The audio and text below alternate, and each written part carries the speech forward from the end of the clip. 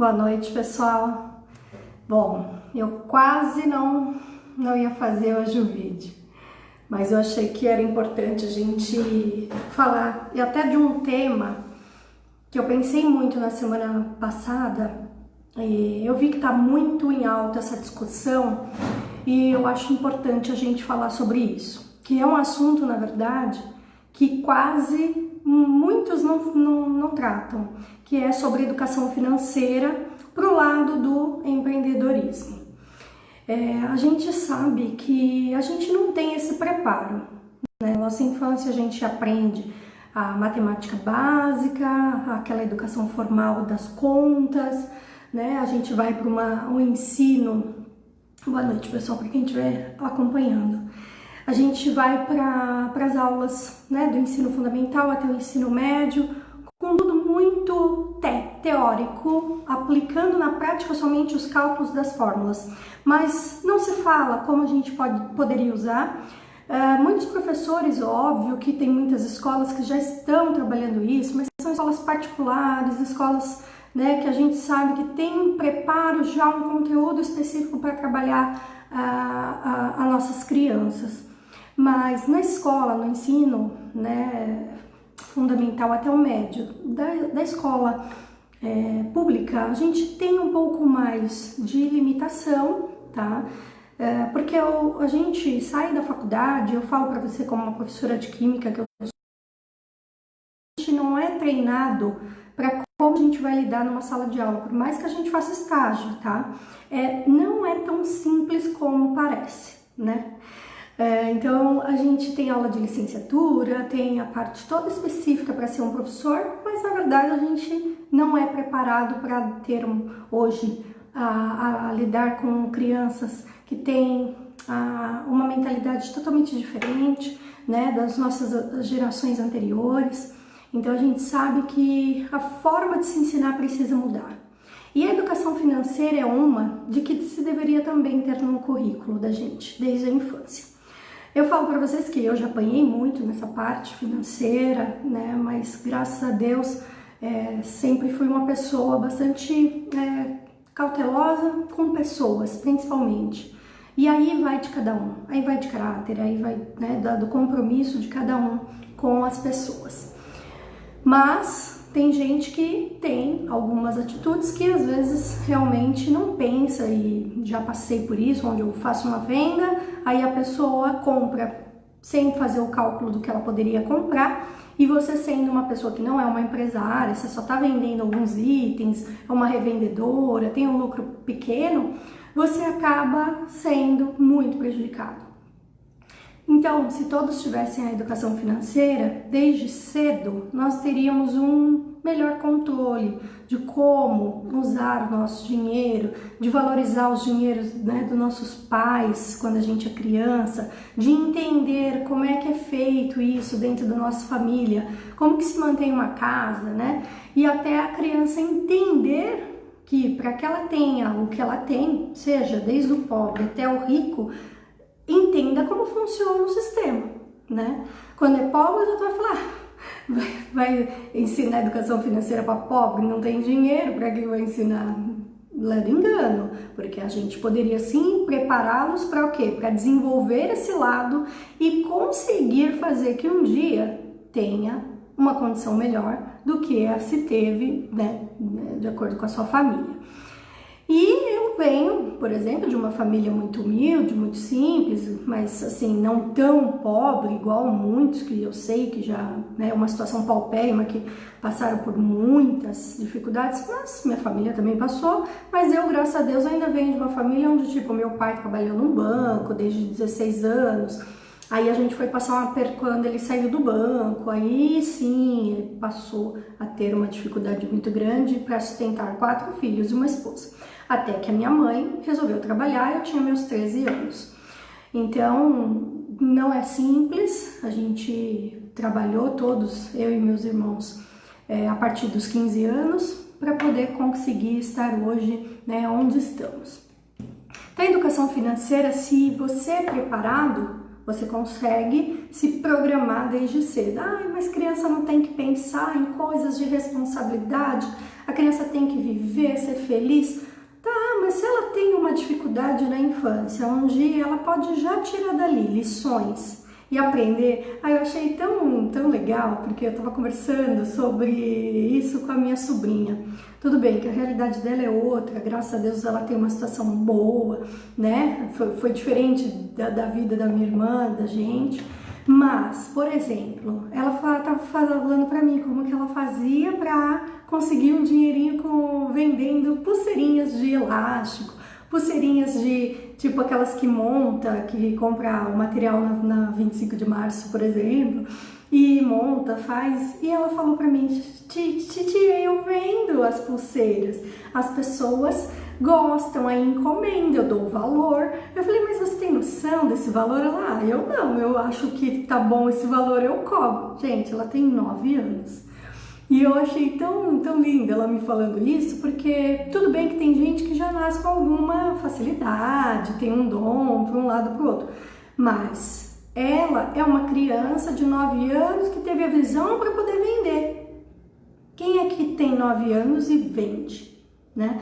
Quem que sabe negociar, às vezes, para ganhar com o pai e com a mãe? Muitas vezes tem aquela coisa da mesada, faz isso que depois eu te dou aquilo. Tem, muitos pais trabalham assim para poder estimular e gerar aí um prêmio, né? E aí eu falo, mas tem crianças que se desenvolvem bem. Então a parte financeira, gente, não é fácil, né? E eu desde muito cedo pensava, eu tenho que fazer uma faculdade, eu não quero viver essa vida tão difícil que minha família passa. E aí desde meus 11 anos eu tinha na minha cabeça que ia fazer uma faculdade. Não pensei como, não tinha noção. Essa parte financeira eu não sabia. Até que com 15 anos eu comecei a trabalhar e comecei a ajudar a minha família, né? Ajudar meus pais que estavam em dificuldade, eu sou a mais velha. Então você começa a ter noção desde cedo. Então com 15 anos eu comecei a ter ideia, mas eu já comecei a pensar um pouco mais alto. Então agora eu vou estudar, vou fazer um cursinho, porque eu fiz escola pública, então eu tinha condição, trabalhando bem, de pagar uma escola. Então, como que você prepara uma criança para que ela pense como eu pensei? Porque meus pais não tinham essa informação para me dar, não me passavam.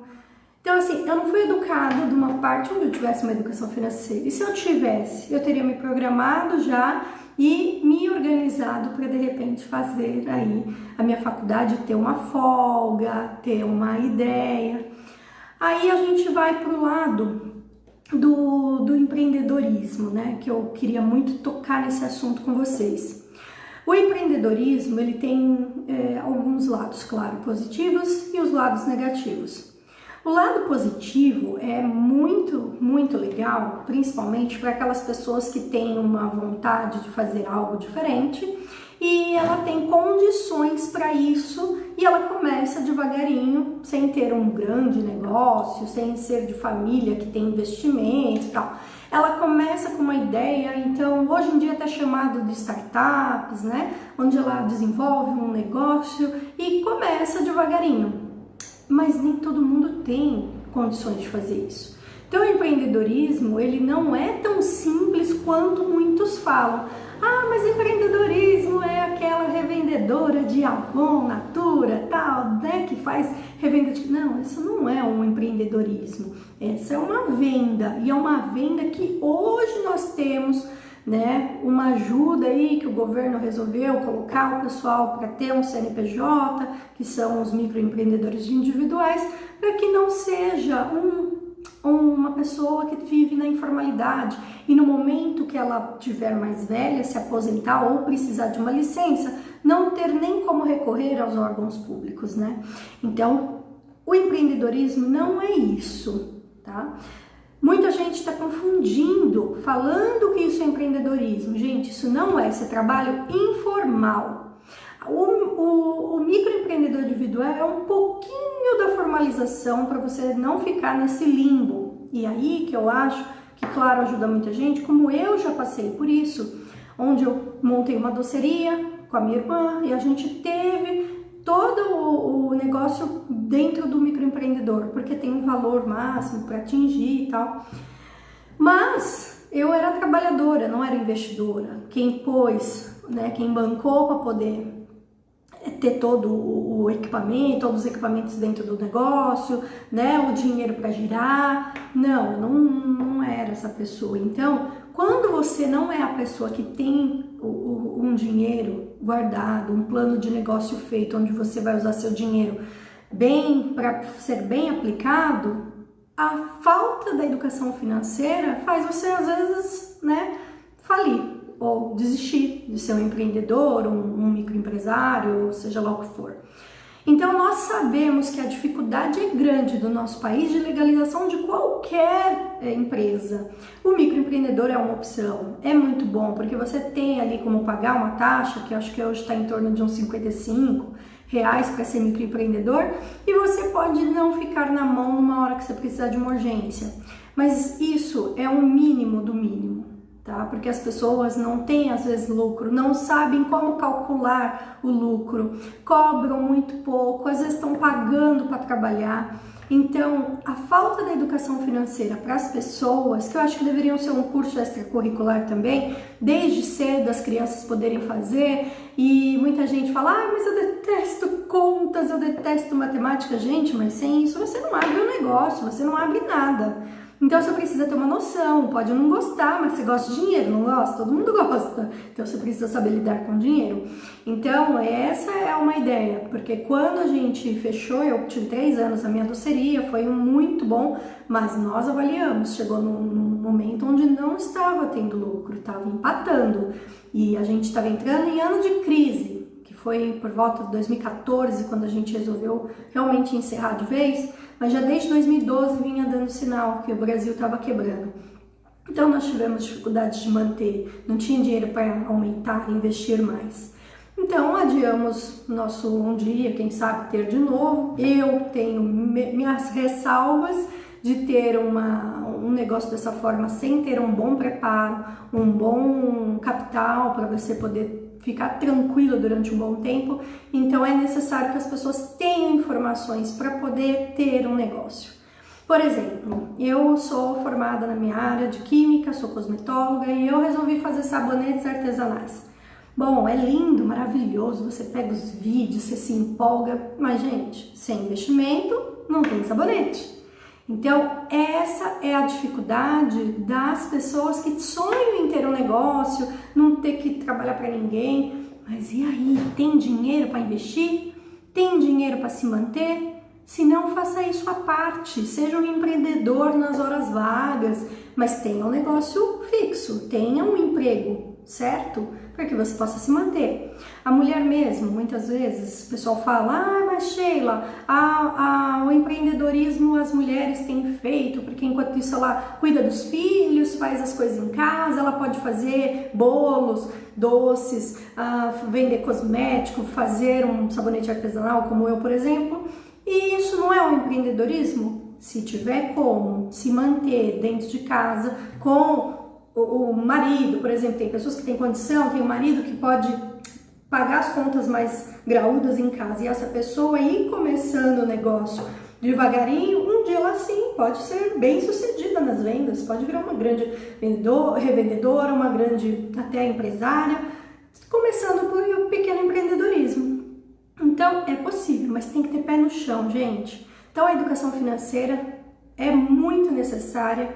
Tudo tem um lado bom, tudo tem um lado ruim, então nós temos que pesar os pós e os contras. E óbvio que eu estou fazendo sabonete, quem quiser pode curtir minha página, meu momento, tô até vou mostrar a mesa para vocês que tá bonitinha. E chama o meu negócio novo que eu tô montando, isso vai ser devagarinho, porque eu não tenho condição de investir de cabeça nisso, porque é legal ter uma loja, tudo, e por enquanto eu tô começando a vender para as pessoas que eu entro em contato, que eu converso, que eu consigo apresentar. Então algumas pessoas já compraram. Então chama Cheirosa Cosmético, com S de Sheila. Então quem quiser curtir no Instagram, no Facebook, já tem, né, a página no Facebook, e no Instagram a gente também está com o perfil Cheirosa Cosméticos, tá bom? E é bem interessante para quem gosta de fazer produtos artesanais, porque o artesanato, o produto, sabonete artesanato, na verdade não é considerado artesanato, então isso também é outro problema, né, para a indústria que precisa ter a legalização. Qualquer coisa de cosmético é necessário ter a aprovação da Anvisa. Mas hoje eu não sei o que acontece, a Anvisa acho que não tem como fiscalizar tudo isso e ela acaba perdendo o controle, onde se vende todas as matérias-primas, todo mundo faz sabonete artesanal, consegue-se tudo e legalizado, gente, não é nenhuma coisa proibida. O problema é, você não pode vender em grande escala, você não pode virar uma pessoa que tem aí uma indústria dentro de uma casa, não vai ter como.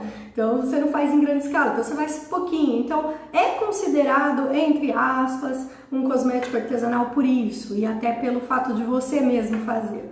Mas óbvio que se você for fazer uma grande linha, você vai ter que precisar abrir, tirar licença, fazer tudo, e toda essa parte eu tenho bastante conhecimento, porque eu já trabalhei em grandes indústrias cosméticas, sou formada em química, então dá pra gente até dar uma consultoria como eu já fiz, já fui consultora de empresa também nessa área. Não é simples, pessoal, mas quem tem o conhecimento fica até mais fácil para não trabalhar e não fazer mal a ninguém. Mas realmente a gente precisa de uma nova lei para esses produtos, para que a gente possa ter em pequenas quantidades, comprovar que você faz de uma forma segura e não tem nenhum problema causado nem para as pessoas que vão utilizar e nem para você mesmo usando e trabalhando e manuseando esses produtos. Então, gente, empreendedorismo é muito lindo na teoria, né, na beleza, quando contam cada coisa linda por aí, nas mídias tem cada coisa linda mesmo. Mas não é tão simples e eu fico muito feliz quando uma pessoa se dá bem nisso, mas são poucas, gente, então não tenhamos a ilusão de que isso seja tão simples, tá bom? Então fica aqui o meu assunto de hoje sobre educação financeira e empreendedorismo, e quando a gente puder a gente volta a falar um pouquinho mais. Vou mostrar pra vocês um pouquinho como tá aqui o sabonete, eu vou virar, tá bom? Peraí, deixa eu ver pra eu virar.